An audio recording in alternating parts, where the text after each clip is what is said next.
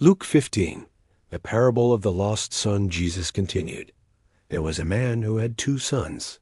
The younger one said to his father, "Father, give me my share of the estate."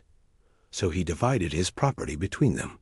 Not long after that, the younger son got together all he had, set off for a distant country, and there squandered his wealth in wild living.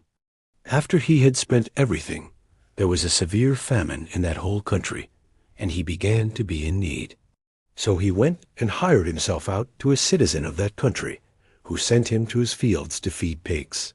He longed to fill his stomach with the pods that the pigs were eating, but no one gave him anything. When he came to his senses, he said, "How many of my father's hired servants have food to spare, and here I am starving to death. I will set out and go back to my father and say to him, 'Father, I have sinned against heaven and against you. I am no longer worthy to be called your son. Make me like one of your hired servants.' So he got up and went to his father. But while he was still a long way off, his father saw him and was filled with compassion for him. He ran to his son, threw his arms around him, and kissed him. The son said to him, 'Father, I have sinned against heaven and against you. I am no longer worthy to be called your son.' But the father said to his servants, 'Quick, bring the best robe and put it on him. Put a ring on his finger and sandals on his feet.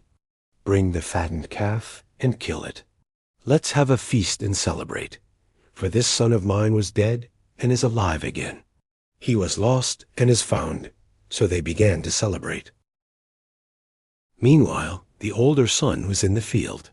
When he came near the house, he heard music and dancing. So he called one of the servants and asked him what was going on. 'Your brother has come,' he replied, 'and your father has killed the fattened calf because he has him back safe and sound.' The older brother became angry and refused to go in. So his father went out and pleaded with him. But he answered his father, 'Look, all these years I've been slaving for you and never disobeyed your orders. Yet you never gave me even a young goat so I could celebrate with my friends. But when this son of yours, who has squandered your property with prostitutes, comes home, you kill the fattened calf for him.' 'My son,' the father said, 'you are always with me, and everything I have is yours. But we had to celebrate and be glad, because this brother of yours was dead and is alive again. He was lost and is found.'